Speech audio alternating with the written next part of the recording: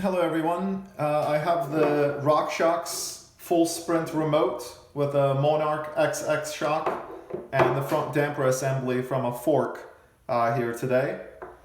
I've had to do a lot of work to my setup on my personal bike, and going through this and talking to friends, I realized most people had a tough time visualizing how the system works, why the system's locked out when the remote is extended. So this would be the compressed position, and that is the extended position. And both of these shocks, well, both the front damper, which is this, and the rear shock are locked, as in they are hard to compress.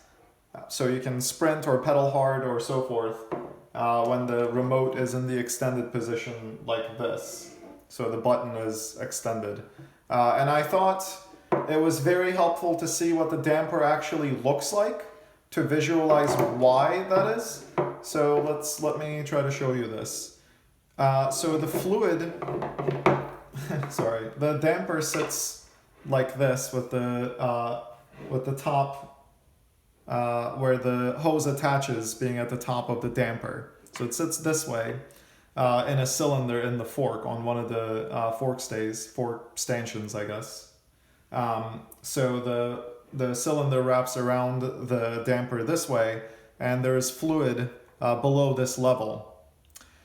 And here's a valve, and when you push the button, it extends, the fluid pushes up on this valve and open this valve. So watch this, hopefully you can see that clearly. See how the tip sticks out when you push in the remote? So the remote's pushed in now, and you can see the valve is open. And if we push it again, and the remote is extended, the valve is retracted. Here you can see the operation. As I push this, you can see the movement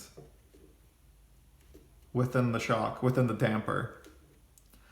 A similar system happens inside the rear shock. Of course, you can't see in there the way that you can see in this damper. So one way to think of this is as you push the remote button down, you're pushing fluid through to then open this valve.